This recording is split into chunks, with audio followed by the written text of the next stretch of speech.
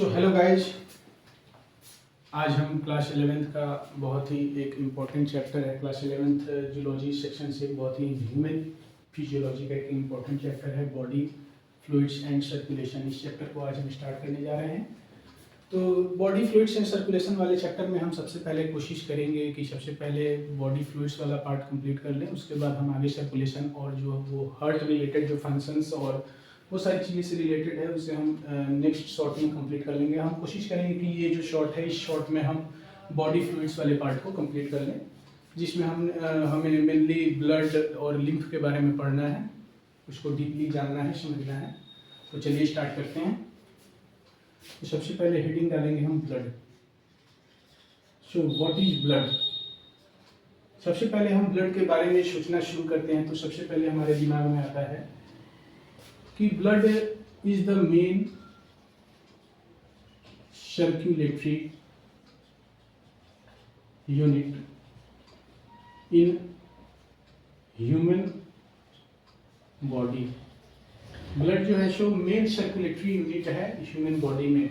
हम आगे जितने भी प्रकार के बॉडी फ्लूइड्स को देखते हैं वो सब आगे किसी न किसी तरीके से ब्लड से ही जुड़े होते हैं। जैसे जो लिम्फ होता है वो ब्लड से ही डिराइव होता है, ब्लड से ही बनता है। उसको हम आगे देखेंगे कैसे बनता है। तो blood main circulatory human body की यूनिट है। और उसके बाद देखेंगे ब्लड का जो ओरिजिन होता है वो मीजोडर्मल होता है। जो अपने हार्ट का ओरिजिन होता है वही ब्लड का ओरिजिन होता है और वो मीजोडर्मल होता है। हमने पिछले चैप्टर में पढ़ा है कि एनिमल टिश्यू वाले चैप्टर में पढ़ा है कि जो ब्लड है वो एक फ्लूइड कनेक्टिव टिश्यू है। फ्लूइड कनेक्टिव टिश्यू का एक एग्जाम्पल है अपना ब्लड। तो हो गया, फ्लूइड कनेक्टिव टिश्यू का एग्जाम्पल है अपना ब्लड। और अब क्या फर्दर इसके क्लासिफिकेशन के बारे में देखते हैं कि ब्लड में क्या क्या होता है, आगे समझते हैं। तो ब्लड में मेनली दो ये होते हैं। ब्लड मेनली दो कंपोनेंट्स में डिवाइडेड है। सबसे पहले ब्लड का प्लाज्मा वाला पार्ट होता है, प्लाज्मा, और उसके बाद होता है फॉर्म्ड एलिमेंट्स। कुछ प्लाज्मा वाला part most of the blood में पाया जाता है और फॉर्म्ड एलिमेंट्स, उसमें कुछ एलिमेंट्स पाए जाते हैं। तो प्लाज्मा वाले पार्ट में सबसे पहले हम प्लाज्मा वाले पार्ट को देख लेते हैं, उसके बाद हम फॉर्म्ड एलिमेंट्स वाले पार्ट को देखेंगे। तो ब्लड का जो प्लाज्मा है वो 55% स्पेस ऑक्यूपाई करता है, 55%, एंड जो फॉर्म्ड एलिमेंट्स है वो 45% ये स्पेस ऑक्यूपाई करता है। तो प्लाज्मा को हम फर्दर देखें कि प्लाज्मा में क्या क्या होता है। सबसे पहले प्लाज्मा में होता है वाटर, यानी कि पानी। तो प्लाज्मा जो कि 55% ये जो हिस्सा कंज्यूम कर रहा है, इसमें पानी जो है सो 90 से 92% हिस्सा पानी का होता है।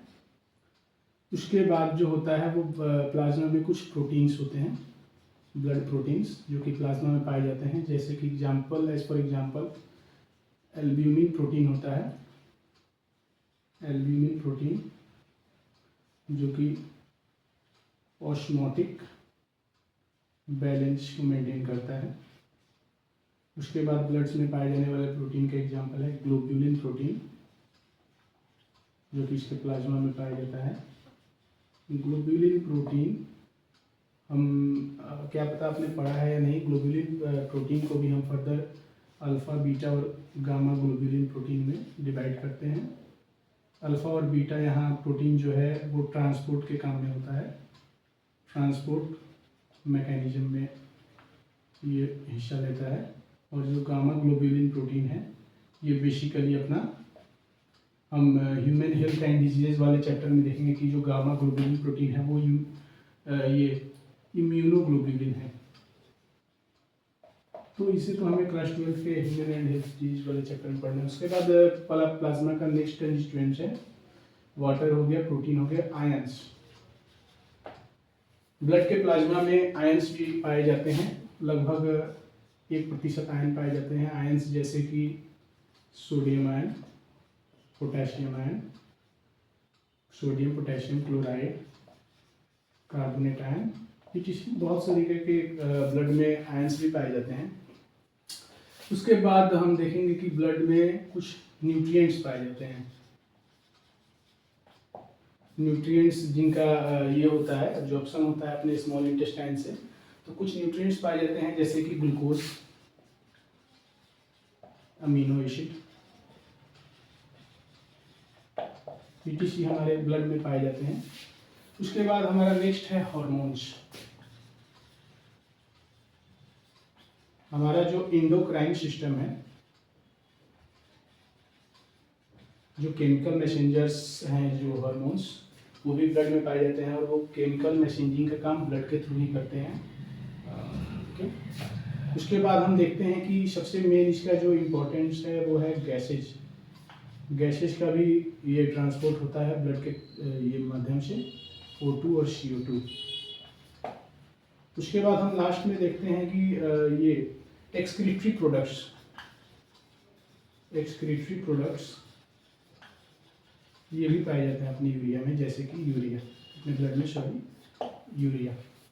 तो हम देख सकते हैं कि ब्लड के जो प्लाज्मा वाला पार्ट है उसमें ये कंपोनेंट्स पाए जाते हैं, जो कि 55% ऑफ ब्लड ऑक्यूपाई करता है, जिसमें सबसे ज़्यादा प्रतिशत पाया जाता है पानी का, वाटर का। उसके बाद प्रोटीन होता है, एल्ब्यूमिन प्रोटीन, जो कि एस्मोटिक प्रेशर बैलेंस ये रेगुलेट करता है। उसके बाद होता है ग्लोबुलिन प्रोटीन, और यहाँ एक चीज़ छूट गया है, प्रोटीन में एक चीज़ हम और मिलता है हमें, जैसे कि प्रोथ्रोम्बिन और फिब्रिनोजन प्रोटीन। ये दोनों प्रोटीन ब्लड के प्लाज्मा में इनएक्टिव स्टेट में होते हैं। ये आगे चल के एक्टिव स्टेट में ये हो जाते हैं। हम जब क्लॉटिंग ऑफ ब्लड के बारे में पढ़ेंगे इसी में आगे, तो हम देखेंगे कि प्रोथ्रोम्बिन और फिब्रिनोजन का जो इनएक्टिव होता है उसे एक्टिवेशन कैसे होता है। चलिए इसे मिटा लेते हैं। आप लोग को नोट डाउन करना है तो नोट डाउन कर लीजिए। हम अब आगे देखते हैं ब्लड का जो ये फॉर्म एलिमेंट्स वाला पार्ट है, जो कि 45% ऑक्यूपाई करता है, कंस्टिट्यूएंसी करता है अपने का। वी हैव टू हेडिंग बनाइए, फॉर्म्ड एलिमेंट्स।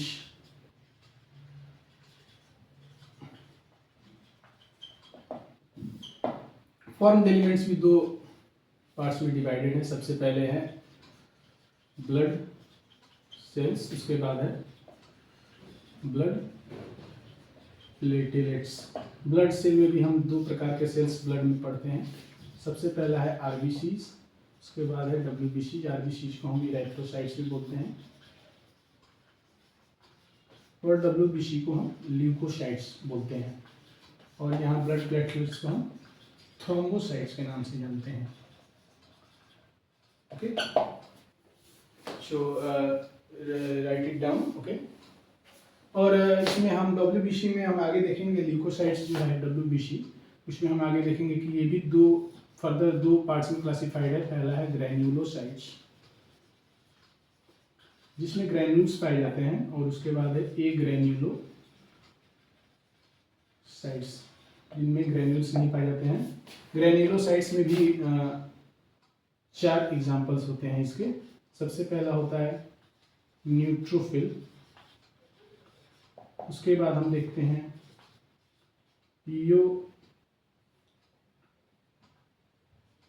इयोसिनोफिल। 3 एग्जाम्पल होते हैं, सॉरी। और तीसरा एग्जाम्पल जो होता है वो होता है बेसोफिल। ये जो ल्यूकोसाइट्स है डब्ल्यूबीसी है, ये 2 पार्ट्स में फर्दर डिवाइडेड है, ग्रैन्युलोसाइट्स और ए ग्रैन्युलोसाइट्स। ग्रैन्युलोसाइट्स जिनमें ग्रैन्यूल्स पाए जाते हैं उनमें हम 3 प्रकार के ये डब्ल्यूबीसी को देखते हैं, न्यूट्रोफिल, इयोसिनोफिल और बेसोफिल। और ए ग्रैन्युलोसाइट्स में 2 ये होते हैं, मोनोसाइट्स और लिम्फोसाइट्स। तो इन सभी को हम आगे धीरे धीरे पढ़ेंगे। अगर आपको ये लिखना है तो लिख लीजिए। अब हम सबसे पहले स्टार्ट करते हैं फॉर्म एलिमेंट्स के पहले पार्ट को, ब्लड सेल्स में आरबीसी को। What is RBC? आरबीसी क्या है? रेड ब्लड सेल क्या है? इसके शेप, साइज, फॉर्मेशन, फंक्शन सबको देखेंगे हम। सबसे पहले हेडिंग डालिए। ओके, सबसे पहले हेडिंग डालिए आरबीसी।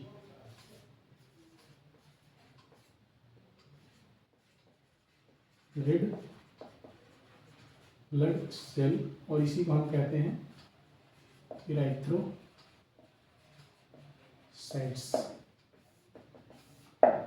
तो चलिए आरबीसी के बारे में पढ़ते हैं। सबसे पहले आरबीसी का नंबर देख लेते हैं। नंबर आरबीसी का होता है आपको 5.5 to 5.5 मिलियन पर mm³ of blood. 1 mm³ of blood में 5 to 5.5 मिलियन यानी कि 50 लाख से 55 लाख तक वाइट ब्लड सेल्स होते हैं 1 mm³ में। उसके बाद हम देखते हैं इसका फॉर्मेशन कैसे होता है, फॉर्मेशन ऑफ आरबीसी। तो देखिए हम सबसे पहले जानते हैं कि फॉर्मेशन ऑफ आरबीसी जो होता है वो मेनली एडल्ट्स में ये फॉर्मेशन हम 2-3 स्टेजेस में देखें। तो सबसे पहले फॉर्मेशन हम देखते हैं अर्ली एम्ब्रियोनिक स्टेज। जब हम अर्ली एम्ब्रियोनिक स्टेज में होते हैं तब कैसे फॉर्मेशन होता है। उसके बाद लेट एम्ब्रियोनिक स्टेज में होते हैं तब आरबीसी का फॉर्मेशन, और जब हम एडल्ट्स हो जाते हैं तब आरबीसी का फॉर्मेशन कहाँ होता है। सबसे पहले अर्ली एम्ब्रियोनिक स्टेज में आरबीसी का फॉर्मेशन यॉर्क शैक में होता है। लेट एम्ब्रियोनिक स्टेज में आपका लिवर और spleen is the area where the RBC is form. And the adults में हम जानते हैं कि bone marrow, basically red bone marrow, यहाँ आरबीसी का फॉर्मेशन होता है। रेड बोन मैरो में आरबीसी का फॉर्मेशन होता है, आरबीसी बनता है। ओके, और इसको हम और एलाबोरेट करके देखना चाहें तो जो हमारे लॉन्ग बोन्स होते हैं, ऐसे जो हमारे लॉन्ग बोन्स होते हैं, ये मान लीजिए हमारा एक लॉन्ग बोन है, इसमें ये पाए जाते हैं स्टेम सेल्स पाए जाते हैं लॉन्ग बोन्स में। लॉन्ग बोन्स में ये वाला जो पार्ट है ये येलो बोन मैरो है, और ये वाला जो पार्ट है वो रेड बोन मैरो है। और इसमें ये जो रेड बोन मैरो वाला पार्ट है इसमें कुछ स्टेम सेल्स पाए जाते हैं, स्टेम सेल्स। ये जो स्टेम सेल्स होते हैं यही बेसिकली जो हमारा आरबीसी है, डब्ल्यूबीसी है और जो प्लेटलेट्स है, हमारे ये जो ब्लड का कॉन्स्टिट्यूएंट्स है, जितने भी प्रकार के सेल्स हैं वो बेसिकली स्टेम सेल्स ही बनते हैं।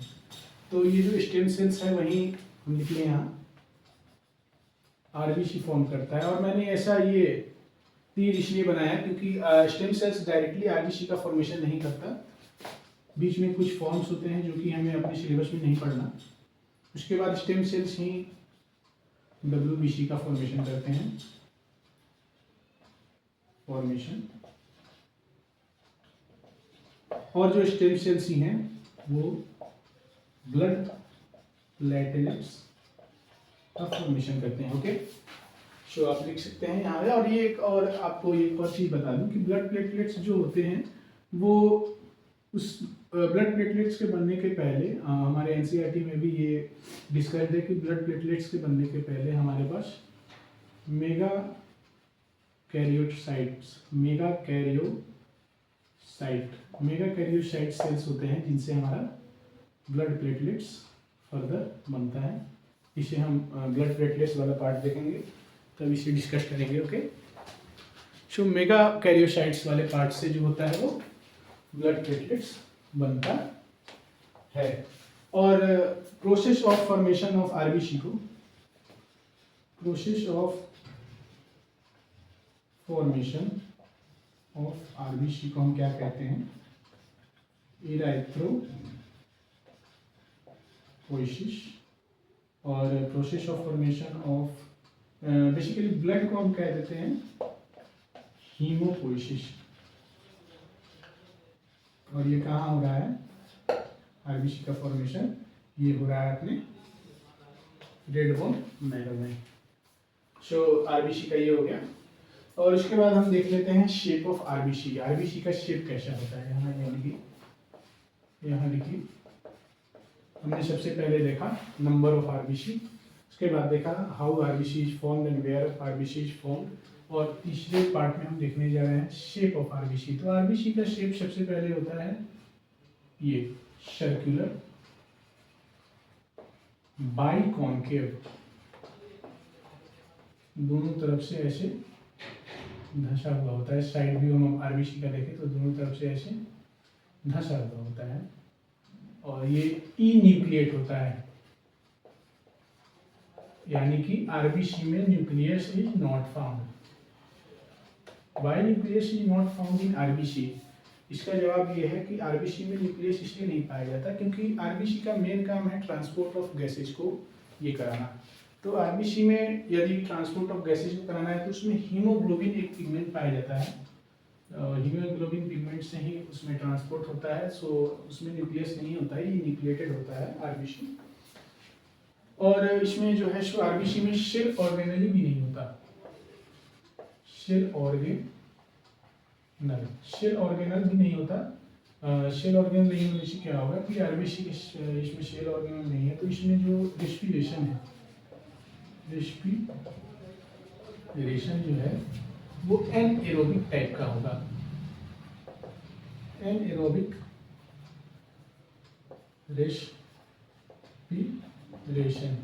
Anaerobic respiration is seen in RBC, no cell organelle and anaerobic respiration is seen in RBC. अब आरबीसी के लाइफ स्पैन के बारे में देखते हैं कि आरबीसी कितने दिनों तक जिंदा रहता है।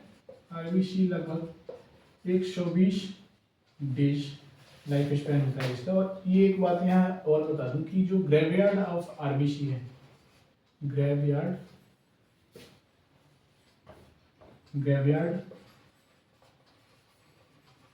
Of RBC is basically our spleen, यानी कि आरबीसी का जो ग्रेवयार्ड है वो स्प्लीन है, बेसिकली स्प्लीन है।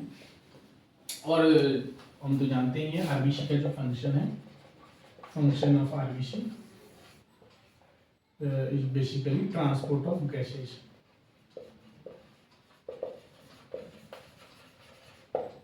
आरबीसी का फॉर्मेशन ट्रांसपोर्ट ऑफ गैसेज है, यानी कि CO2 और O2 को ट्रांसपोर्ट कराता है। और यहाँ पे एक और बात बता सकते हैं हम, जैसे कि आरबीसी जो है वो उसके पास एक पिगमेंट होता है जिसे हम कहते हैं हीमोग्लोबिन पिगमेंट। हीमोग्लोबिन पिगमेंट में एक हीम पार्ट होता है। बेसिकली उसका वो जो देखेंगे जब स्ट्रक्चर, तो उसमें बेसिकली 4 हीम पार्ट होता है, और इसमें अल्फा और बीटा चेन्स होते हैं। 2 अल्फा और 2 बीटा चेन्स होते हैं, 2 अल्फा चेन और 2 बीटा चेन। जो आरबीसी का पिगमेंट है वो क्या है, ये हीमोग्लोबिन है। और हीमोग्लोबिन का अगर हम वो क्वांटिटी देखना चाहें तो every 100 ml of blood, what every 100 ml of blood is going to contain 12 से 16 ग्राम ऑफ हीमोग्लोबिन। हीमोग्लोबिन याद लीजिएगा, इसे हाईलाइट कीजिए, और इसे हाईलाइट यहाँ हीमोग्लोबिन होता है। तो चलिए आरबीसी के बारे में हम जान गए कि व्हाट इज आरबीसी, और आरबीसी में कैसे कैसे क्या होता है। ये आरबीसी का कहाँ फॉर्मेशन होता है, अर्ली एम्ब्रियोनिक स्टेज में, यॉर्क सैक में, लेट एम्ब्रियोनिक स्टेज में, लिवर और स्प्लीन में, एडल्ट्स में आरबीसी का फॉर्मेशन बोन मैरो में, बेसिकली रेड बोन मैरो में जो लॉन्ग बोन्स होते हैं, लॉन्ग बोन्स के रेड बोन मैरो में स्टेम सेल्स होते हैं, वो फर्दर आरबीसी का फॉर्मेशन करते हैं। नॉट ओनली आरबीसी, डब्ल्यूबीसी और जो ब्लड प्लेटलेट्स होते हैं उनका भी फॉर्मेशन लॉन्ग बोन्स के ये रेड बोन मैरो में होता है। Okay, process of formation of RBC is known as erythropoiesis, and the process of formation of blood is hemopoiesis. Process of formation of WBC को हम leukopoiesis कह देते हैं। So ये तो इजी टॉपिक्स हैं। उसका शेप देख लिया हमने आरबीसी का, सर्कुलर बाइकॉन्केव, न्यूक्लिएट, न्यूक्लियस नहीं होता आरबीसी में, नो सेल ऑर्गेनेली नहीं होता, इसलिए रेस्पिरेशन इसमें हम देखते हैं एनारोबिक टाइप का रेस्पिरेशन होता है। लाइफ स्पैन 120 दिन। Graveyard of RBC is basically the spleen function, transport of gases. So here we are done with RBC, red blood cells. So now we have to start with WBC, which is leukocytes. So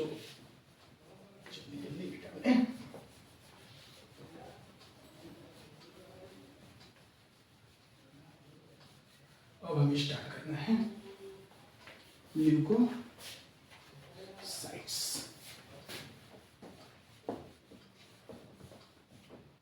चलिए, तो हम start करते हैं leukocytes का।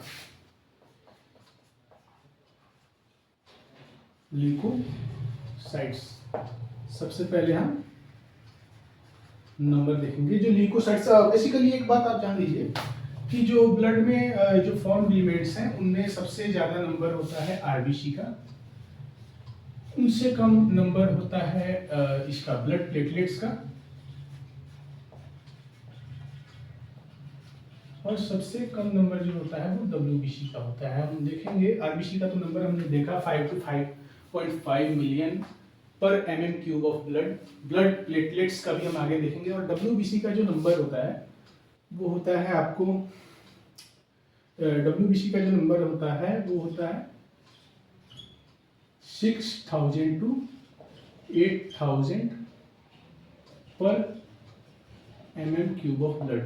WBC का number red blood cell और blood platelets के comparison में बहुत कम होता है। इसका भी फॉर्मेशन हम देख लें। इसका भी फॉर्मेशन बोन मैरो में होता है। Bone marrow is the formation site for WBC. WBC को हमने पिछले ये स्लाइड्स में भी डिस्कस किया था कि इसे हमने फर्दर 2 पार्ट्स में डिवाइड किया था, ग्रेन्युलोसाइट ए, ग्रेन्युलोसाइट। तो यहाँ सबसे पहले हम ग्रेन्युलोसाइट्स को देखेंगे। ग्रेन्युलोसाइट्स, सो ग्रेन्युलोसाइट्स को हम देखेंगे। एक काम करते हैं, ग्रेन्युलोसाइट्स को एक टेबल के फॉर्म में समझने की कोशिश करते हैं। ग्रेन्युलोसाइट्स को एक टेबल के फॉर्म में समझने की कोशिश करते हैं, जिससे हम क्लियर तरीके से समझ पाएंगे कि ग्रेन्युलोसाइट्स के बीच में आपस में क्या डिफरेंस है। जो 3 ग्रेन्युलोसाइट्स हमने पढ़ा, न्यूट्रोफिल, इयोसिनोफिल और बेसोफिल, ये जो 3 ग्रेन्युलोसाइट्स हैं हमारे पास, इन तीनों ग्रेन्युलोसाइट्स को हम एक टेबल के फॉर्म में समझेंगे कि इनके शेप में, इनके नेचर में, इनके अपीयरेंस में, इनके फॉर्मेशन में, इनके फंक्शन में क्या क्या डिफरेंसेस हैं। तो सब ग्रेन्युलोसाइट्स को समझने के लिए हम एक टेबल बनाएंगे। सबसे पहले एक टेबल बना लेते हैं। ओके, सो सबसे पहले यहाँ लिख दें कैरेक्टर्स। यहाँ सबसे पहला ये लिख लेंगे, उसके बाद दूसरा और ये तीसरा कैरेक्टर्स। सबसे पहले हम यहाँ लिखेंगे न्यूट्रोफिल, इयोसिनोफिल, और सबसे लास्ट जो है वो बेसोफिल। और कैरेक्टर्स में सबसे पहला कैरेक्टर यहाँ हम लिखते हैं, सबसे पहला कैरेक्टर हम लिखेंगे यहाँ नंबर। ओके, तो सबसे पहले कैरेक्टर में हम लिखते हैं नंबर। उसके बाद कैरेक्टर में हम लिखते हैं अपीयरेंस, कैसा प्रतीत होता है। ओके, सबसे पहले नंबर, उसके बाद अपीयरेंस, उसके बाद फॉर्मेशन,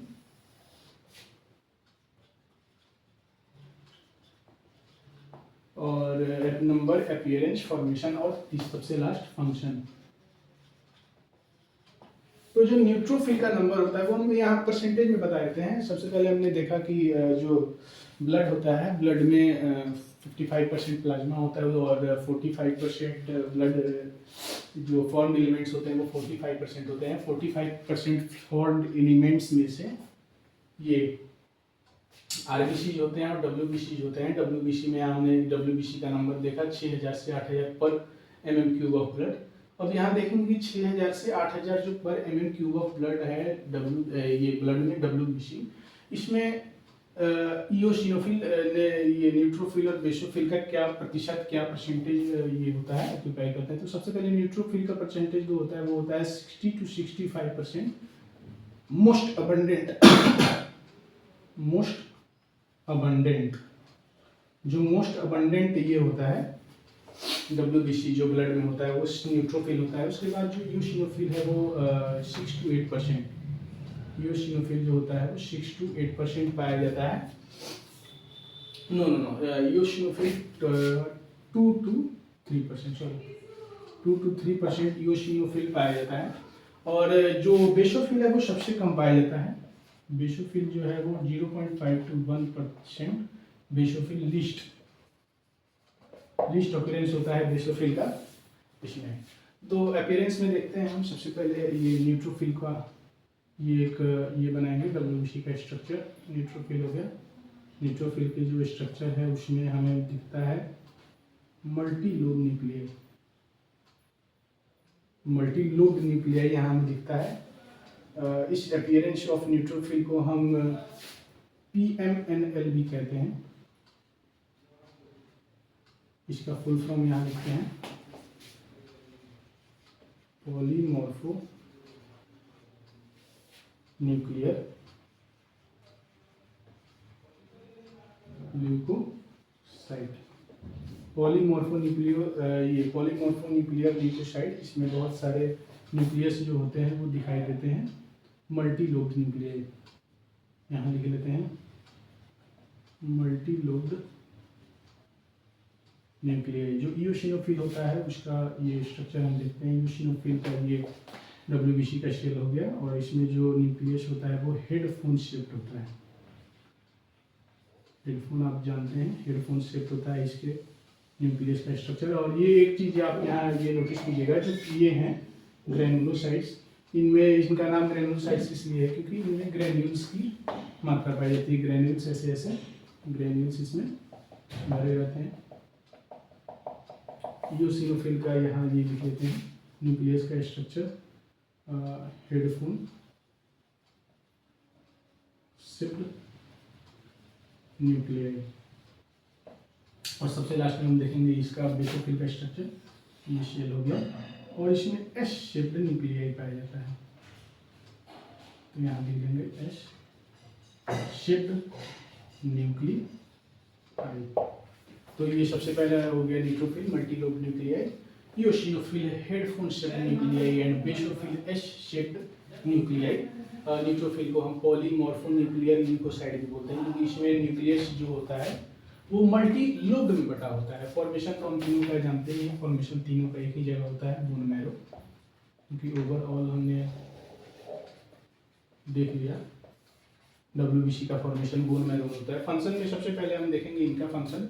न्यूट्रोफिल का जो फंक्शन होता है वो फैगोसाइटिक होता है। फैगोसाइटिक इन नेचर होते हैं neutrophil, phagocytic in nature.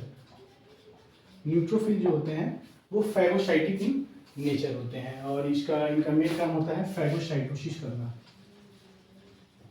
Phagocytosis मतलब engulfing of food from outer to inner via membrane. Phagocytosis हम पढ़ते हैं। और जो इओसिनोफिल होता है इनका जो ये फंक्शन होता है, इनका जो नंबर होता है their number increases in blood during helminth infection और एलर्जीज। जब भी हमें हेलमिंथ इन्फेक्शन होता है, जैसे कि जो फ्लैट वॉर्म और जो राउंड वॉर्म का जो इन्फेक्शन होता है, उस समय पे क्या होता है हमारे जो ब्लड में है इओसिनोफिल का जो कंसंट्रेशन है वो बढ़ जाता है। और ये क्या करते हैं, ये एंटी हिस्टामिनिडेज एक जो ये एंजाइम है, ये इओसिनोफिल जो हिस्टामिनिडेज ये एक एंजाइम है जो कि एंटी हिस्टामिन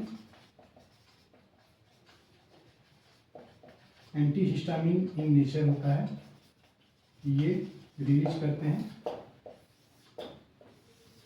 ये इओसिनोफिल अपने जो एंटी हिस्टामिनिडेज जो एंजाइम है जो कि एंटी हिस्टामिन इन नेचर है, इसे ये करते हैं रिलीज।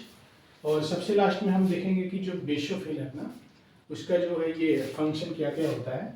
तो बेसोफिल का मेनली फंक्शन होता है सिक्रीट करना। हमने ये देखा, हमें पता है कि बेसोफिल जो होते हैं वो मास्ट सेल की तरह बिहेव करते हैं। मास्ट सेल हमने पढ़ा है एनिमल टिश्यू में। मास्ट सेल जो होते हैं वो कुछ एंजाइम्स रिलीज करते हैं जैसे कि हिपैरिन, हिस्टामिन, हिपैरिन और सेरोटोनिन।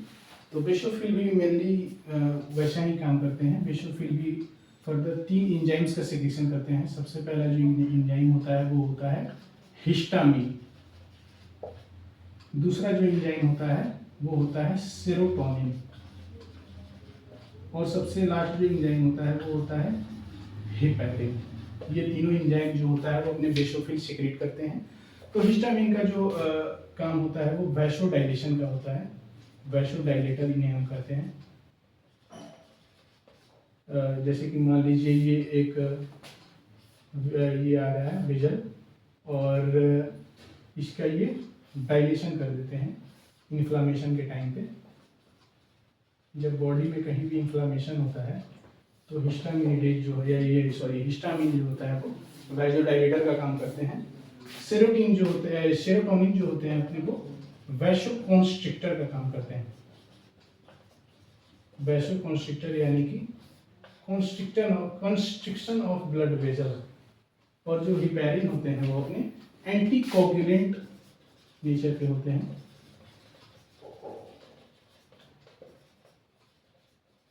एंटीकोगुलेंट नेचर होते हैं अपने जो ये हिपेरिन होते हैं, नेचुरल एंटीकोगुलेंट होते हैं। नेचुरल एंटीकोगुलेंट भी कहते हैं।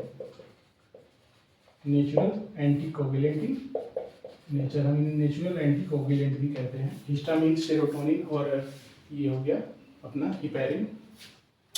ये तीनों रिलीज करना ही हमारे उसका फंक्शन है। सो हमने यहाँ देख लिया WBC के जो ग्रेन्युलोसाइट्स हैं। WBC में जो पाए जाते हैं ग्रेन्युलोसाइट्स, उन ग्रेन्युलोसाइट्स, तीनों ग्रेन्युलोसाइट्स न्यूट्रोफिल, इओसिनोफिल और बेसोफिल। सबसे पहले हमने उनका नंबर देखा। सबसे पहले न्यूट्रोफिल का 60 to 65% न्यूट्रोफिल का ये नंबर होता है।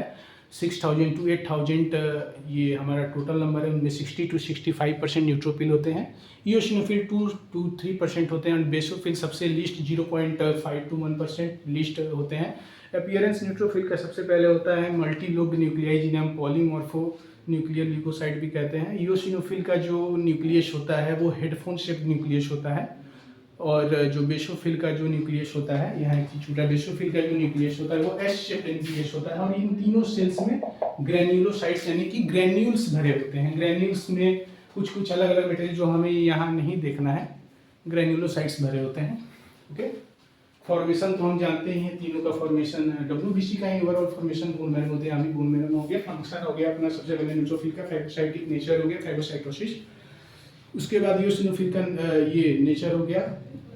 ये क्या होते हैं कि जब हेलमिंथ डिजीज और एलर्जी जैसे सिम्टम्स हमारे बॉडी में दिखते हैं तो ये इनका नंबर बढ़ जाता है इओसिनोफिल का, जो कि हिस्टामिनेटेज एंजाइम्स रिलीज करते हैं जो कि एंटी हिस्टामिन इन नेचर होता है। ओके, सबसे लास्ट में हम देखेंगे कि बेसोफिल। What is basophil? तो what is the function of basophil? Basically basophil क्या करते हैं कि हमारे ये बॉडी में रिलीज करते हैं 3 प्रकार के एंजाइम्स। सबसे पहले होता है हिस्टामिन, उसके बाद सेरोटोनिन, उसके बाद हिपेरिन। हिस्टामिन सबसे पहले जो ये होता है, हिस्टामिन का काम है वैसोडाइलेशन का, वैसोडाइलेटर इन्हें हम कहते हैं। और उसके बाद सेरोटोनिन वैसोकॉन्स्ट्रिक्टर होते हैं और हिपेरिन एंटीकोगुलेंट, नेचुरल एंटीकोगुलेंट के रूप में हम इन्हें जानते हैं। So here we are done with granulocytes. Okay, so now let us proceed with A granulocytes. A granulocytes जो बेसिकली होते हैं हमारे वो 2 होते हैं। सबसे पहला A granulocytes है मोनोसाइट्स, उसके बाद A granulocytes दूसरा है क्या, lymphocytes. Monocytes and lymphocytes are 2 A granulocytes. Okay, so let us start with A granulocytes. A granulocytes, यहाँ E ग्रेन्युलोसाइट्स से हम बायोलॉजिकल टर्म में हम जानते हैं कि जहाँ भी E और A लग जाए उसमें एब्सेंस शो होता है। एब्सेंस यानी कि absence of granules. Okay, absence of granules, इसमें ग्रेन्यूल्स नहीं होते हैं। इनमें फर्दर हम 2 प्रकार के पढ़ते हैं, ए ग्रेन्युलोसाइट्स, मोनोसाइट, लिम्फोसाइट। लिम्फोसाइट्स, तो इसको भी हम उसी तरह टेबल बना के और इसको समझने की कोशिश करते हैं। सबसे पहले एक टेबल बनाएंगे, छोटा सा टेबल रखेंगे। यहाँ सबसे पहले ये 2 में डिवाइडेड, यहाँ 2 बना देंगे। यहाँ लिख देंगे कैरेक्टर्स, यहाँ लिख देंगे मोनोसाइट और यहाँ लिख देंगे लिम्फोसाइट। जितना ज़्यादा से ज़्यादा ये कोशिश करना चाहिए कि हम ये टेबल्स और फ्लो चार्ट्स के फॉर्म में पढ़ें ताकि स्टडी हमारा क्रिस्प हो और क्लियर हो। ओके, सो कैरेक्टर्स में सबसे पहले हम इसका नंबर देखते हैं। टोटल नंबर में जो इसका ये जो टोटल WBC का नंबर होता है उसमें जो मोनोसाइट्स का अपना मोनोसाइट्स का नंबर जो होता है वो अपना 6 to 8% होता है। 6 to 8% in number monocytes and 20 to 25% of the WBCs are contained by lymphocytes। तो 6 to 8% and 20 to 25%। और इनका अपीयरेंस हम देखते हैं, अपीयरेंस कैसे दिखते हैं ये। सबसे पहले लिम्फोसाइट्स, सबसे पहले मोनोसाइट्स और उसके बाद लिम्फोसाइट्स। तो ये मोनोसाइट्स का जो ये होता है, तो इसको थोड़ा बड़ा बनाते हैं। मोनोसाइट्स का जो सेल होता है वो लार्जेस्ट होता है, largest WBC। What is the largest WBC? The monocytes are the largest WBC। Okay? तो लार्जेस्ट WBC इनका न्यूक्लियस का शेप देखें तो ये बीन शेप्ड, किडनी शेप्ड और हॉर्स शू शेप्ड होता है। बीन शेप्ड, किडनी शेप और horse shoe shaped. Bean shape, kidney shaped, horse shoe shaped. तीनों का मतलब एक ही है, मीनिंग एक ही है। इसके न्यूक्लियस का ये होता है, शेप होता है। और जो लिम्फोसाइट्स का जो न्यूक्लियस होता है वो जनरली ओवल राउंड होता है। ओके, लिम्फोसाइट्स का जो ये होता है वो जनरली राउंड न्यूक्लियस होता है। लिख लेते हैं यहाँ राउंड न्यूक्लियस। ओके, तो इसका ये हो गया। और फॉर्मेशन लिख लेते हैं, फॉर्मेशन अपीयरेंस, नंबर अपीयरेंस और यहाँ फॉर्मेशन लिख लें। फॉर्मेशन क्या होता है अपना? फॉर्मेशन तो वही है यार, bone marrow. Bone marrow is the formation point for both of these agranulocytes members. Okay, और ये फंक्शन सबसे लास्ट में यहाँ फंक्शन जान लेते हैं, इन दोनों का फंक्शन क्या होता है। सो देखिए यहाँ पे मोनोसाइट का जो फंक्शन होता है वो वही होता है फैगोसाइटिक, फैगोसाइटिक इन नेचर। जैसे कि हमने देखा वहाँ न्यूट्रोफिल का जो नेचर होता है वो फैगोसाइटोसिस होता है, फैगोसाइटोसिस करने का होता है, फैगोसाइटिक इन नेचर होता है।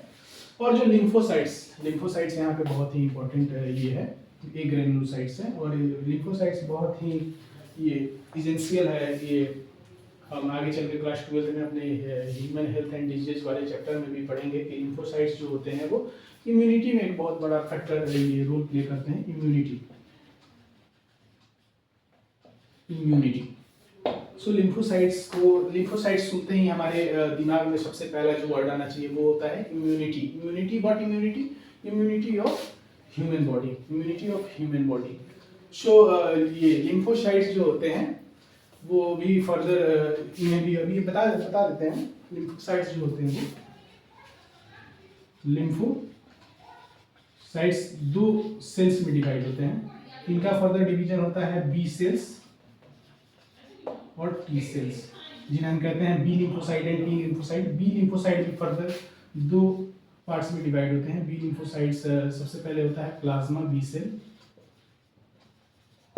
और उसके बाद होता है अपना मेमोरी बी सेल। ये सब हमें पढ़ना है क्लास 12 के जो ह्यूमन एंड हेल्थ डिजीज वाले चैप्टर है उसमें हमें ये सब देखना है। इसमें पूरे चैप्टर में इन्हीं सब चीज़ों का डिस्कशन है। Memory B cell, plasma B cell, memory B cell. T cell भी फर्दर 4 ये पार्ट्स में डिवाइड होते हैं। टी सेल में सबसे पहला टी सेल होता है TS, TC, TH और जो सबसे लास्ट होता है वो मेमोरी टी सेल। TS हो गया सप्रेसर टी सेल, TC हो गया साइटोटॉक्सिक टी सेल, TH हो गया हेल्पर टी सेल। यहाँ हमें बहुत ज़्यादा डेप्थ में जाने की जरूरत नहीं है, यहाँ हम इतना भी देख ले तो हमारा काम चल जाएगा। हमें वहाँ पढ़ना है क्लास 12 में। ओके, सो ये हो गया अपना फंक्शन। लिम्फोसाइट्स, मोनोसाइट्स दोनों का फंक्शन हो गया। Phagocytic in nature and immunity से रिलेटेड हो गया। तो इसको एक बार देख लीजिए आप लोग। स्क्रीनशॉट लेना है तो स्क्रीनशॉट ले लीजिए, इसे ये सेव कर लीजिए। Okay, so now we are going to start blood platelets. Okay, you can take screenshots now. Now we have to proceed further with blood platelets, जिन्हें हम थ्रोम्बोसाइट्स भी कहते हैं। Blood platelets are also called thrombocytes. So let us begin with the heading.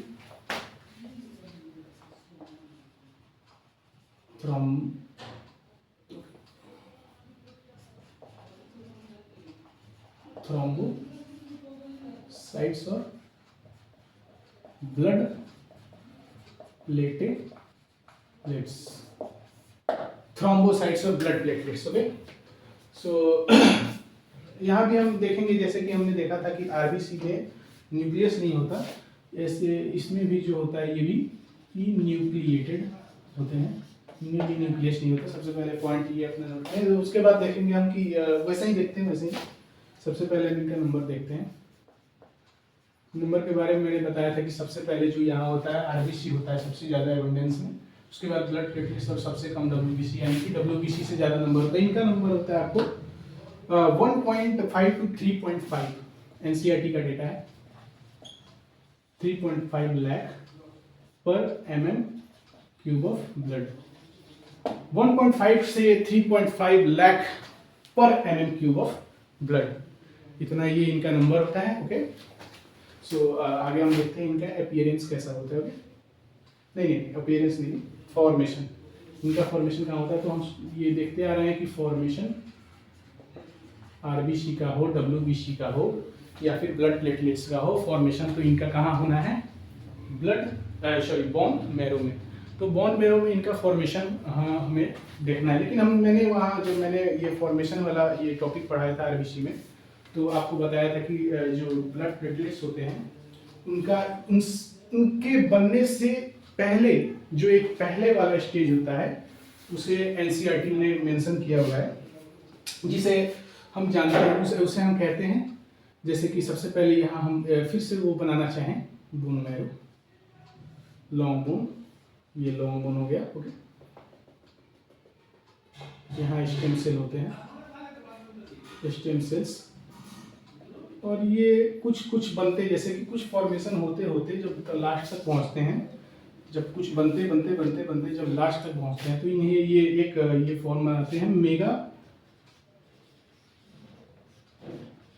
Karyocytes. सबसे पहले हम ये mega karyocytes को समझते हैं कि व्हाट इज मेगा कैरियोसाइट। तो मेगा कैरियोसाइट्स का ये वर्ड स्प्लिटिंग करते हैं और देखते हैं इसका क्या मीनिंग आ रहा है। मेगा का सबसे पहले मतलब हो गया कि बिग, कैरियो यानी न्यूक्लियस, साइट्स यानी सेल। ओके, तो इसका मतलब हो गया big nucleus cell, mega karyocytes. तो मेगा कैरियोसाइट्स हम देखेंगे कि ये ब्लड प्लेटलेट्स अपना बनता है, कैसे बनता है ये आइए देखते हैं हम। सबसे पहले ये मान लीजिए हमारा मेगा कैरियोसाइट्स हम बना रहे हैं, बिग न्यूक्लियस, या न्यूक्लियस को हमें बिग बड़ा रखना है। तो ये हमारा न्यूक्लियस हो रहा है, बन रहा है। ओके, ये हमारा न्यूक्लियस हो गया, जैसा भी समझ लो, ये मान लो हमारा ये न्यूक्लियस हो गया। सो ये लार्ज न्यूक्लियस यहाँ लिख लेते हैं। अब क्या होता है, जो मेगा कैरियोसाइट्स होते हैं इनका जो कुछ होता है, ये थ्रोम्बोसाइट्स होते हैं, जो ब्लड प्लेटलेट्स होते हैं, इनके फ्रेगमेंटेशन से बनते हैं। ये मान लीजिए मेगा कैरियोसाइट्स का फ्रेगमेंटेशन हुआ, यहाँ फ्रेगमेंट, और ये टूट के छोटे छोटे ये फ्रेगमेंट्स में टूट जाते हैं, इरेगुलर शेप के फ्रेगमेंट्स में, राउंड, ओवल, इरेगुलर शेप के कुछ फ्रेगमेंट्स होते हैं। इन्हीं फ्रेगमेंट्स को मेगा कैरियोसाइट्स के, इन्हीं फ्रेगमेंट्स को हम क्या कहते हैं, इन्हीं फ्रेगमेंट्स को हम कहते हैं blood platelets, fragments of mega karyocytes. इन्हीं फ्रेगमेंट्स को हम ब्लड प्लेटलेट्स कहते हैं। हम यहाँ देख सकते हैं कि ये जो फ्रेगमेंट्स हैं इनमें न्यूक्लियस नहीं होता, मैंने जैसे कि बताया ये न्यूक्लिएटेड होते हैं, और इन्हीं फ्रेगमेंट्स को हम कहते हैं ब्लड प्लेटलेट्स। और यहाँ पे मैं जो डॉट डॉट दिखा रहा हूँ इसका मतलब होता है कि ब्लड प्लेटलेट्स होते हैं, इनमें एक एंजाइम पाया जाता है। ब्लड प्लेटलेट्स में कुछ नेसेसरी एंजाइम, ये एक नेसेसरी एंजाइम होता है जो कि अबंडेंस में पाया जाता है। ब्लड प्लेटलेट्स के इस एंजाइम को हम क्या कहते हैं? थ्रोम्बोप्लास्टिन। इसी एंजाइम ऑफ ब्लड प्लेटलेट्स को हम thromboplastin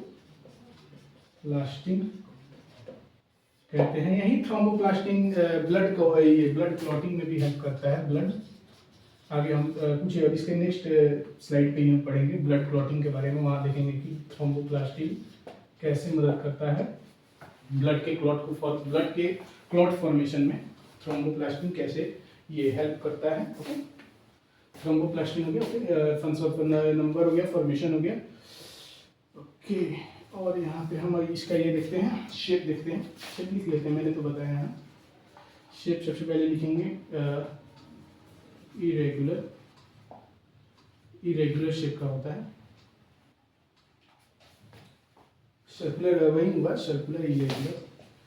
shape is not defined. अभी यहाँ लिख सकते हैं हम, shape is not defined. Shape नहीं डिफाइंड है इसका, किसी भी शेप का हो सकता है। और फंक्शन में सबसे पहले लास्ट मेन फंक्शन यहाँ लिख लेना चाहिए, हमें शुरू में लिख लेना चाहिए, लेकिन कोई बात नहीं, हम यहाँ फंक्शन लिख लेते हैं इसका। फंक्शन ऑफ ये थ्रोम्बोसाइट्स ब्लड प्लेटलेट्स का मेन काम होता है क्लॉटिंग ऑफ ब्लड। ब्लड का क्लॉट फॉर्म करना। Clotting of blood is the main function of blood platelets और थ्रोम्बोसाइट्स। ओके, प्लेटलेट्स का क्लॉटिंग ऑफ ब्लड हो गया। ओके, और इसके बाद हम चलते हैं ब्लड क्लॉटिंग की तरफ कि ब्लड क्लॉटिंग कैसे होता है। ओके, ब्लड क्लॉटिंग को हम समझते हैं, how blood is clotted. Okay,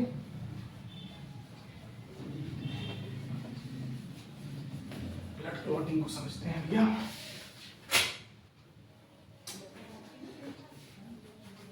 सबसे पहले यहाँ लिखते हैं ब्लड क्लॉटिंग।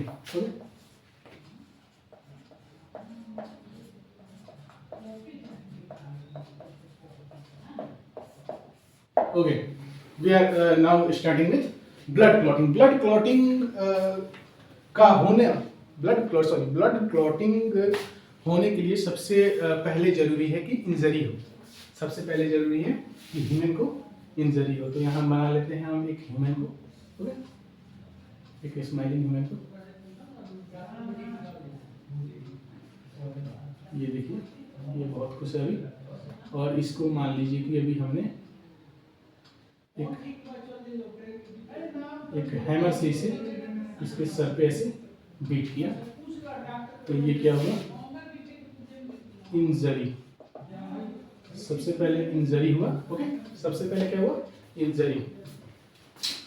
इंजरी से क्या हुआ? जो बॉडी टिश्यू है वो इंजर्ड हो गया। बॉडी टिश्यू जो इंजर्ड हो गया। अब देखिए, सबसे पहले जब टिश्यू बॉडी का इंजर्ड होता है तो सबसे पहले एक ये प्रोड्यूस करता है। क्या प्रोड्यूस करता है? टिश्यू जब इंजर्ड होता है तो टिश्यू खुद से एक एंजाइम प्रोड्यूस करता है, क्योंकि हमने ये पढ़ा था इसमें थ्रोम्बोप्लास्टिन इससे पहले। तो टिश्यू जो है खुद भी थ्रोम्बोप्लास्टिन एंजाइम प्रोड्यूस करता है। थ्रोम्बोप्लास्टिन एंजाइम के production tissue after the injury of tissue, the tissue itself produce thromboplastin, and after the production of thromboplastin it attracts blood platelets towards the injured site. It attracts the blood platelets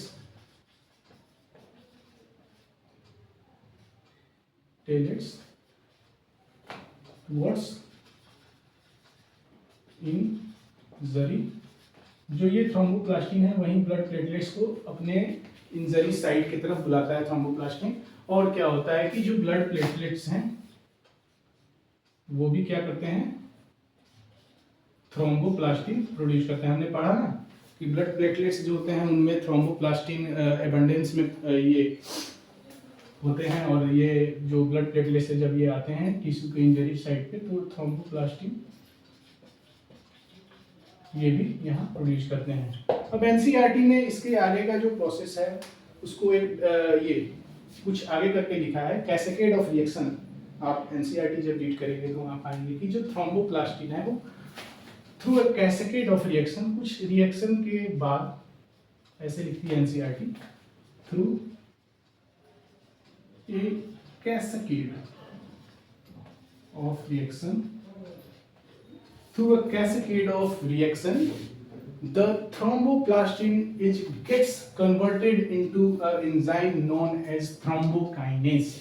The thromboplastin, यहाँ मैं लिखूंगा नहीं, आप लिख लीजिएगा, thromboplastin gets converted into an enzyme known as thrombokinase.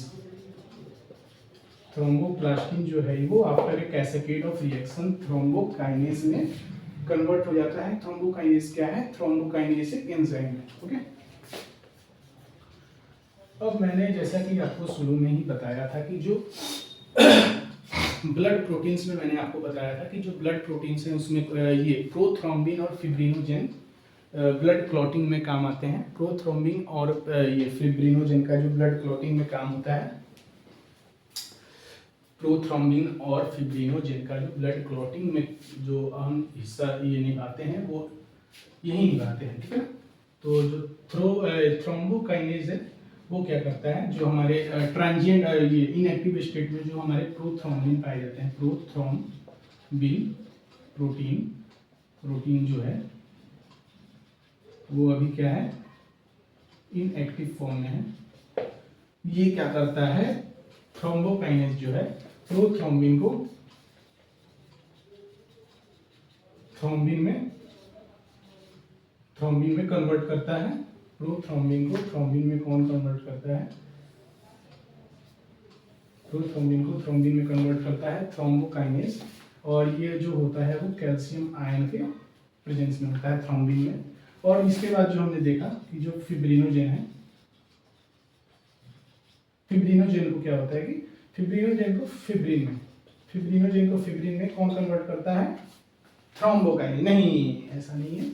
Fibrinogen को जो fibrin में कन्वर्ट करता है वो after the conversion of prothrombin into thrombin, the thrombin itself converted fibrinogen into fibrin. Okay, thrombin convert fibrinogen into fibrin, और ये भी calcium ion के प्रेजेंस में होता है।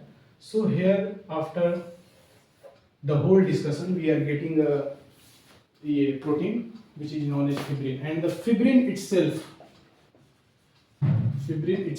जो फिब्रिन है, ये जो फिब्रिन प्रोटीन है वो ही क्या है, क्लॉट है। इसी को हम क्या कहते हैं, क्लॉट या कोगुलम। फिब्रिन को ही क्या कहते हैं, क्लॉट या कोगुलम। फिब्रिन जो यही होता है जो ऐसे हमारे जो ब्लड का इंजरी टिश्यू है उस पर ये जो फिब्रिन प्रोटीन है वो ऐसे नेटवर्क बनाता है। क्या बनाता है? फिब्रिन जो प्रोटीन है वो क्लॉट ये नेटवर्क बनाता है। नेटवर्क ऑफ डेड फॉर्मुलेशंस यहाँ लिख लेना चाहिए, नेटवर्क ऑफ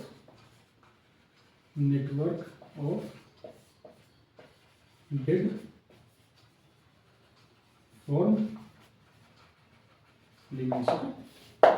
फिब्रिन जो एंजाइम है वही बनाता है network of dead form elements, जो कि हम देखते हैं कि जैसे हमारा टिश्यू इंजरीड होता है after the clotting of blood और coagulation of blood, the damage tissue is seems to be injury seems to be brown in color when it gets in contact with air।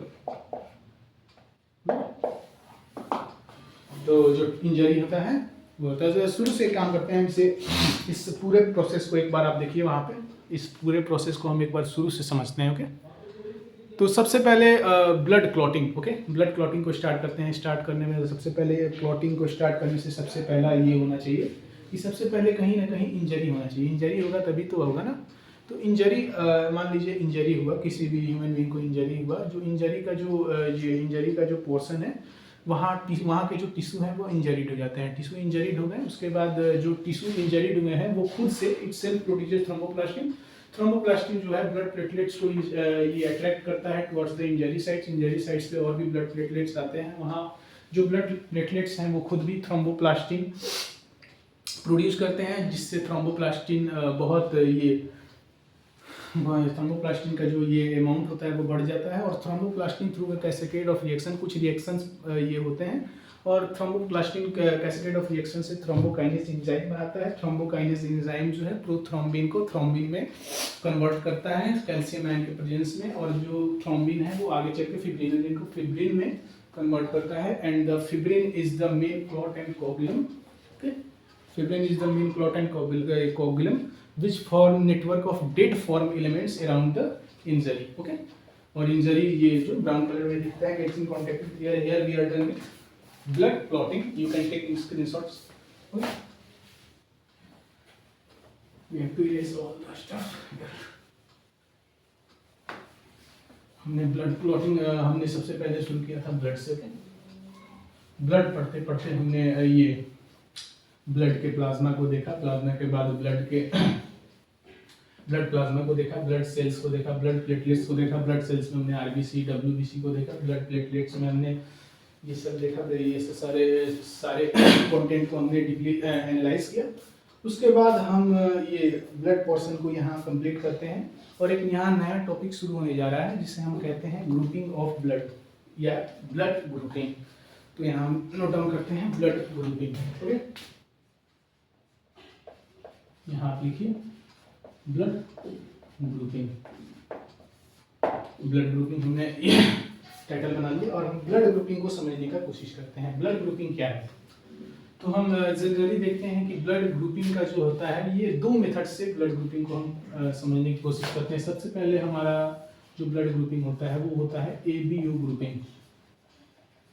सबसे पहला जो grouping होता है ABU blood grouping, और दूसरा जो ये ग्रुपिंग होता है वो आरएच ग्रुपिंग।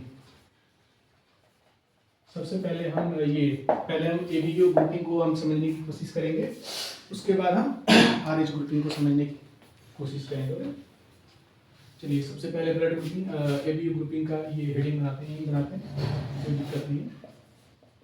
ABU grouping.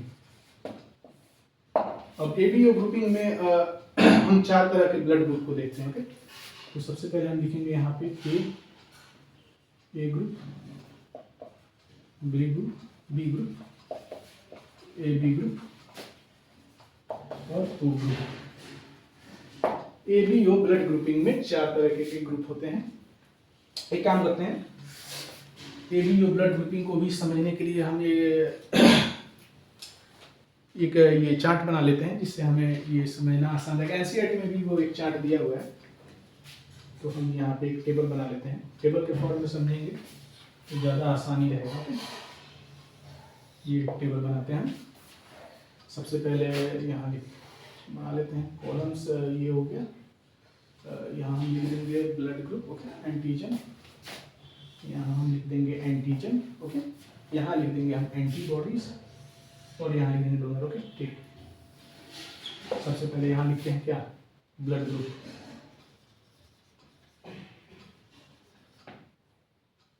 उसके बाद लिखते हैं एंटीजन। और ये देखिए, मैं आपको बताना भूल गया कि जैसे कि हम एबीयू ग्रुपिंग या कोई भी ब्लड ग्रुपिंग पढ़ते हैं, इसका मतलब क्या है। तो बेसिकली ब्लड ग्रुपिंग का मतलब होता है कि हम यहाँ देखते हैं कि आरबीसी के सर्विस पे, RBC blood grouping mainly connected है आरबीसी से। आरबीसी यानी रेड ब्लड सेल, जो जिसे हमने अभी पढ़ा। तो आरबीसी ये सेल हो गया, आरबीसी का सेल हो गया। तो आरबीसी के सेल पे कुछ एंटीजेंस होते हैं। आरबीसी के सेल्स पे कुछ एंटीजेंस होते हैं जो कि ग्लाइकोप्रोटीन्स के बने होते हैं।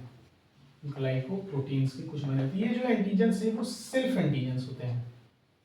सेल्फ एंटीजेंस होते हैं, ये कोई फॉरेन एंटीजेंस नहीं होते। ह्यूमन बॉडी में जो आरबीसीज पाए जाते हैं उनमें कुछ एंटीजेंस पाए जाते हैं। और आगे हम देखेंगे कि कभी कभी एंटीजेंस नहीं भी होते, जो कि वो ग्रुपिंग होता है। लेकिन अभी पहले हम ये समझने की प्रयास करते हैं कि जो ह्यूमन बॉडी है उसमें जो आरबीसी हम देखते हैं, उस आरबीसी पे कुछ एंटीजेंस पाए जाते हैं जो कि सेल्फ एंटीजेंस कहलाते हैं, जो कि ग्लाइकोप्रोटीन्स के बने होते हैं। तो ग्लाइकोप्रोटीन्स के जो एंटीजेंस बने होते हैं यही एंटीजेंस कभी ए एंटीजेंस होते हैं, कभी बी एंटीजेंस इस पे पाए जाते हैं, कभी ए एंटीजन और बी एंटीजन दोनों पाए जाते हैं, और कभी कोई एंटीजन नहीं पाया जाता। ये सभी आरबीसी हैं, इन पे कभी एंटीजन पाया जाता है, कभी एंटीजन नहीं पाया जाता। तो इसी के बेसिस पे हम ब्लड का ये ग्रुपिंग करते हैं। अगर मान लीजिए अगर आरबीसी पे ए एंटीजन पाया जा रहा है तो उसे हम ए ग्रुप में डालेंगे, ए ग्रुपिंग। बी आरबीसी पे बी पाया जा रहा है तो बी ग्रुपिंग, ए और बी दोनों पाया जा रहा है तो ए बी ग्रुप, और कोई भी एंटीजन नहीं पाया जा रहा तो उसे हम ओ ग्रुप बोलेंगे। ओके, सो यहाँ लिखते हैं ब्लड ग्रुप, ये 4 ग्रुप हो गया। सबसे पहले ए ग्रुप, ए ग्रुप को हम जीपी लिख देते हैं।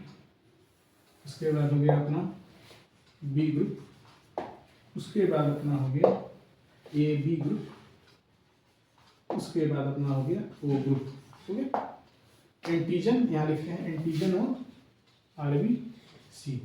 और देखिए एंटीजन और आरबीसी हमने समझ लिया, लेकिन ये यहाँ एक और चीज समझना है कि यहाँ एंटीबॉडीज, एंटीजन्स तो आरबीसी पे होते हैं, लेकिन कुछ एंटीबॉडीज ये एंटीजेंस के रिस्पॉन्स में कुछ एंटीबॉडीज बॉडी में ऑटो में ये जनरेटेड रहते हैं। एंटीबॉडीज पहले से ही होते हैं एंटीजेंस के रिस्पॉन्स में, जो कि अपोजिट होते हैं एंटीजेंस से। ठीक है, तो एंटीबॉडीज जो होते हैं वो कहाँ होते हैं? एंटीबॉडीज जो होते हैं वो ब्लड के प्लाज्मा में होते हैं। एंटीजेंस जो होते हैं वो ब्लड पे ये आरबीसी के सरफेस पे होते हैं, और जो एंटीबॉडीज वो प्लाज्मा ऑफ ब्लड में पाए जाते हैं। Antibodies in plasma, okay, antibodies in plasma. और सबसे लास्ट में यहाँ लिख देंगे डोनर। तो सबसे पहले हम ए ग्रुप को देखते हैं। तो ए ग्रुप का यहाँ पे आरबीसी का एक सेल का ये करते हैं, स्ट्रक्चर देखते हैं, जिसपे आरबीसी के सेल पे ए एंटीजन पाया जा रहा है। एंटीजन ए है आरबीसी के ग्रुप पे, ए एंटीजन। ओके, तो ए एंटीजन अगर यहाँ पाया जा रहा है तो ए एंटीजन के रिस्पॉन्स में जो एंटीबॉडीज जो प्लाज्मा में बनेगा वो एंटीबॉडीज क्या बनेगा? Antibodies against B.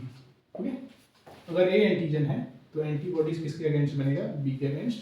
अगर आरबीसी के सरफेस पे बी एंटीजन है तो एंटीबॉडीज किसके अगेंस्ट में बनेगा? ए के अगेंस्ट में बनेगा।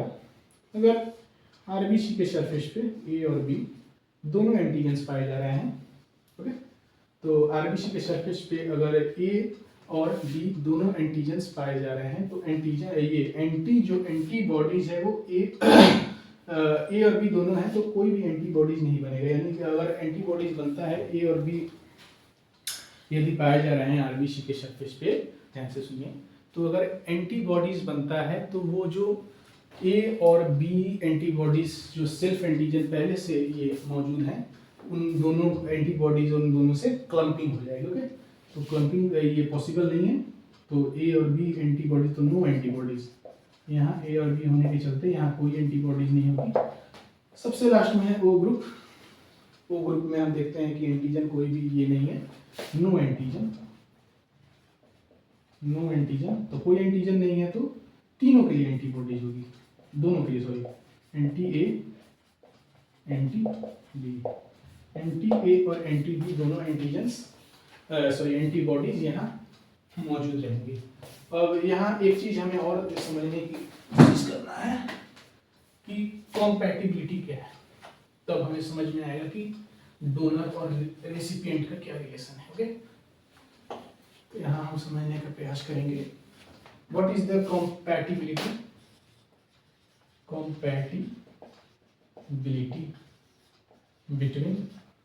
compatibility between antigen and antibody of donor and recipient, and compatibility between antigen and antibodies of donor और recipient। donor और recipient के एंटीजन और एंटीबॉडीज में क्या कॉम्पैटिबिलिटी होनी चाहिए, तब जाकर के ये ब्लड का आदान प्रदान हो सके।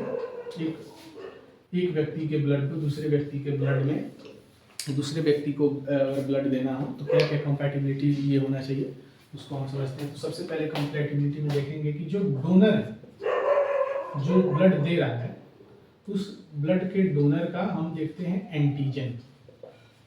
ब्लड के डोनर का एंटीजन और जो रेसिपिएंट है जो ब्लड ले रहा है उसका हमें देखना है कि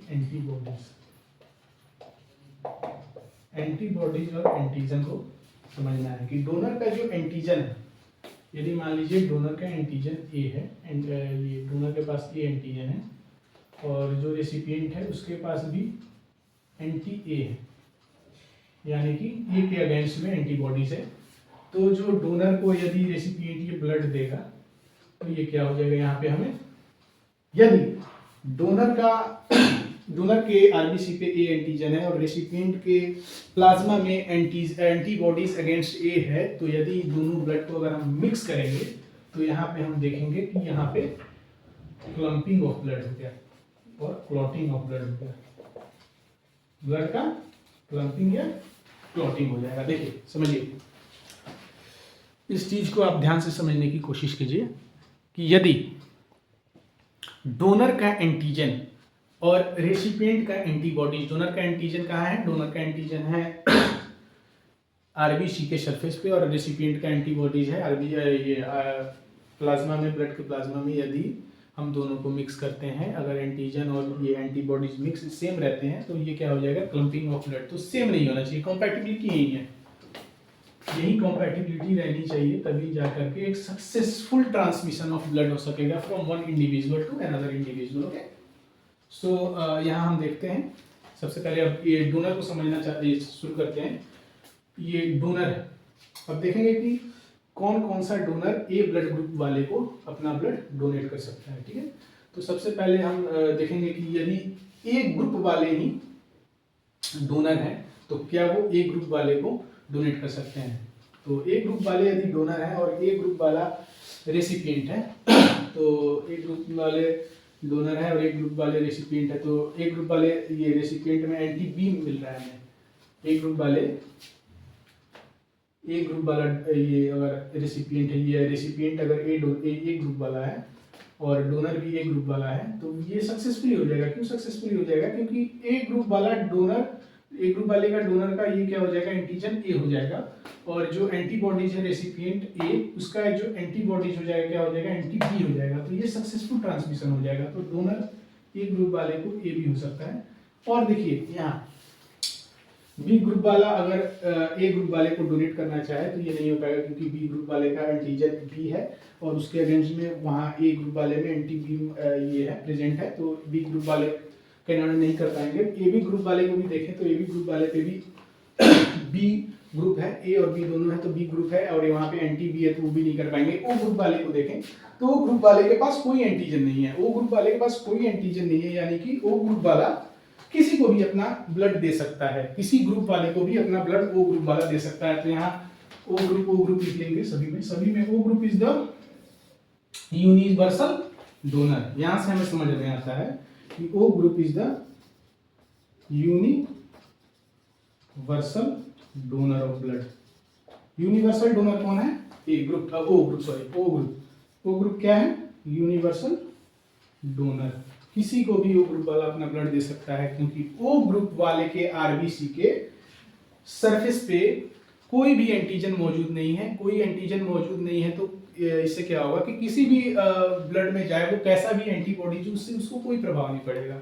तो ओ ग्रुप वाला किसी को भी अपना ब्लड दे सकता है। ओके, अब देखिए यहाँ पे बी ग्रुप वाले को, तो बी ग्रुप वाले में तो एंटी ए पहले से मौजूद है, यदि हम यदि हम बी ग्रुप वाले में ए ग्रुप वाले को ये करेंगे, एक ग्रुप अगर बी ग्रुप वाले को ध्यान से समझिए, अगर बी ग्रुप वाले को ए ग्रुप वाला डोनर अगर अपना ब्लड देना चाहे तो बी ग्रुप पे तो ये देख रहे हैं हम कि जो रेसिपिएंट है उसका एंटी ए है, और बी ग्रुप वाले को अगर ए ग्रुप देना चाहे तो बी ग्रुप वाले का एंटीबॉडीज ए है और ए ग्रुप वाले का एंटीजन ए है, एंटी ए और एंटी ए ब्लड क्लम्पिंग हो जाएगी, ये संभव नहीं है। तो बी ग्रुप वाले का डोनर क्या होगा, बी होगा। क्यों बी होगा, क्योंकि बी ग्रुप वाले के आरबीसी के ऊपर जो एंटीजन है वो बी है, और जो बी ग्रुप वाले के पास जो एंटीबॉडीज है वो अगेंस्ट ए है, तो बी ग्रुप वाले आराम से बी ग्रुप वाले को ब्लड दे सकते हैं। अब देखें ए बी ग्रुप वाले को। ओके, तो ए बी ग्रुप वाले को देखें तो ए बी ग्रुप क्या है, ए और बी दोनों एंटीजन है, ठीक है। और इसके जो ये है एंटीबॉडीज है, वो कोई एंटीबॉडीज ये नहीं है यहाँ अवेलेबल। ए बी ग्रुप वाले के प्लाज्मा में कोई एंटीबॉडीज ही अवेलेबल नहीं है। ए बी ग्रुप वाले के प्लाज्मा में कोई एंटीबॉडीज अवेलेबल नहीं है। तो अगर कोई एंटीबॉडीज अवेलेबल ही नहीं है तो कोई ग्रुप वाला डोनर अगर ए बी ग्रुप वाले रेसिपिएंट को अपना ब्लड देना चाहे तो दे सकता है। क्यों नहीं दे सकता? अगर मान लीजिए कि ए बी ग्रुप वाले के पास अगर कोई एंटीबॉडीज ही मौजूद नहीं है तो वो कहाँ से कुछ रिएक्शन करेगा, कहाँ से ब्लड क्लम्पिंग होगी? ए बी ग्रुप वाला can receive blood from all the groups. So here we are come with a conclusion that AB group can receive blood from all the blood groups, A, B and AB। और O तो है ही, O क्यों है? क्योंकि O के पास कोई ये नहीं है, एंटीजन नहीं है। तो एंटीजन नहीं है तो एंटीबॉडीज किसी भी एंटीबॉडीज में जाए तो वो यहाँ लिख सकते हैं AB universal recipient. A B क्या है? यूनिवर्सल रेसिपिएंट है। तो यहाँ पे आप इस चीज को देखिए, समझिए। अगर समझना है तो स्क्रीनशॉट ले लीजिए। मैं एक बार और आपको समझाने का प्रयास करता हूँ कि देखिए इसे। तो इसका एक मैं ये समरी दे देता हूँ जिससे आपको और अच्छे से समझ में आ जाए। तो सबसे पहले शुरू से शुरू करते हैं। ब्लड ग्रुप में सबसे पहले हमें देखना है A B O blood group के बारे में। ब्लड ग्रुप में हमने सबसे पहले ब्लड ग्रुपिंग में सबसे पहले हमें देखना है A B O blood grouping के बारे में। तो A B O blood grouping में हमें चार तरीके के ग्रुप्स मिलते हैं। सबसे पहले ए ग्रुप, उसके बाद बी ग्रुप, उसके बाद ए बी ग्रुप, उसके बाद ओ ग्रुप। एक ब्लड ग्रुप वालों कि आरबीसी के ऊपर ए एंटीजन होता है, बी के ऊपर बी, ए बी के ऊपर ए बी और ओ के ऊपर कोई भी एंटीजन नहीं होता है। ओके। तो उसके बाद जो एंटीबॉडीज इन प्लाज्मा होता है, ये जो सभी ग्रुप्स हैं इनके रिस्पॉन्स में एंटीबॉडीज पहले ही ब्लड में डेवलप्ड हो चुका होता है। ये एंटीबॉडीज आपको एम्ब्रियोनिक लाइफ में ही ये डेवलप हो चुका होता है। तो एक ग्रुप वालों के एंटीबॉडीज जो है वो एंटी बी होगा। ये ग्रुप ये यूनिवर्सल है। ए ग्रुप के एंटी बी, बी ग्रुप का एंटी ए बी ग्रुप का नो एंटीबॉडीज। क्यों नो एंटीबॉडीज? क्योंकि ए बी ग्रुप में ए और बी दोनों एंटीजन है। अगर एंटीबॉडीज अगेंस्ट ए या एंटीबॉडीज अगेंस्ट बी आ गया तो वो एग्जिस्ट ही नहीं कर पाएगा। ओके। और बी ओ ग्रुप के ऊपर दोनों एंटीबॉडीज होते हैं बिकॉज ओ ग्रुप के ऊपर कोई एंटीजन नहीं है। तो एंटीजन नहीं है तो एंटीबॉडीज दोनों के अगेंस्ट होंगे, ए और बी के दोनों के। अब डोनर को समझते हैं। सबसे पहले मैंने ये कंपैटिबिलिटी समझाया। Donor antigen, recipient antibodies. Donor antigen और रेसिपिएंट का एंटीबॉडीज कभी भी नहीं मिलना चाहिए। अगर डोनर और रेसिपिएंट का एंटीबॉडीज मिल जाता है तो वहाँ क्लम्पिंग ऑफ ब्लड होगी। और मैंने आपको समझा दिया डोनर के बारे में। ए ग्रुप वाले को ए और ओ वाले डोनेट कर सकते हैं, बी ग्रुप वाले को बी और ओ, ए बी को ए बी ओ क्योंकि ये यूनिवर्सल रेसिपिएंट है। और ओ ग्रुप वाले को केवल ओ ग्रुप वाला ही ओ ग्रुप वाले को केवल ओ ग्रुप वाला ही ये कर सकता है। ओ ग्रुप वाले को ओ ग्रुप वाला क्यों कर सकता है? ए ग्रुप वाले को ओ ग्रुप वाले को ओ ग्रुप वाला इसीलिए कर सकता है क्योंकि ओ ग्रुप वाले के पास एंटी ए और एंटी बी दोनों है। ए और बी आ ही नहीं पाएगा। तो इसका आप स्क्रीनशॉट ले लीजिए। यही है समरी। इसको आप समझने का प्रयास कीजिए। ओके। इसका आप स्क्रीनशॉट ले सकते हैं। ओके।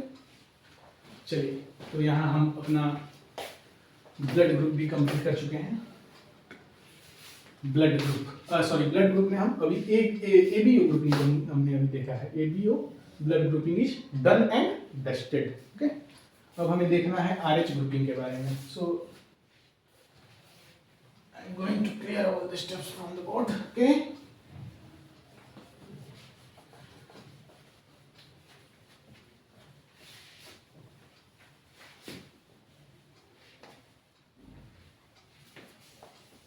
तो देखिए आरएच ब्लड ग्रुपिंग जो है, आरएच ब्लड ग्रुपिंग इसे हम कहते हैं रीसस फैक्टर। ओके। लिखते हैं आप, यानी लिख के समझते हैं। आरएच ग्रुपिंग,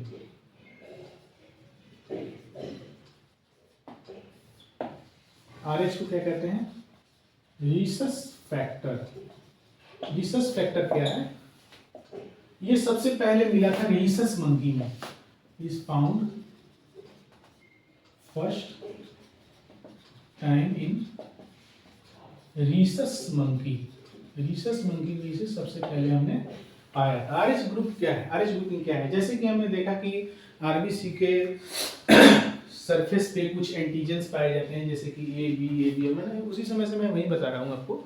वैसे ही ये आरबीसी के सरफेस पे आरएच और आरएच पाया भी जा सकता है और नहीं भी पाया जा सकता है। इसी के बेसिस पे हम आरएच ग्रुपिंग करते हैं। सबसे पहले यदि देखें हम कि ये आरबीसी है, तो यदि इस पे आरएच ग्रुप पाया जा रहा है, Rh group is existed, so we are going to call it Rh positive. और यदि इस पे आरएच ग्रुप नहीं है, so we can refer digit RH negative. RH और RH पॉजिटिव और RH निगेटिव का यही डिफरेंस है कि RH ये RH का होना, RH एंटीजन का होना और RH एंटीजन का सरफेस पे ना होना। तो इसमें RH एंटीजन ये है, तो ये RH पॉजिटिव हो गया और ये RH निगेटिव हो गया। ठीक है, तो हम जहाँ ये क्लियर इंफॉर्मेशन है जो कि 80% ऑफ पॉपुलेशन है, ये क्या है? RH positive.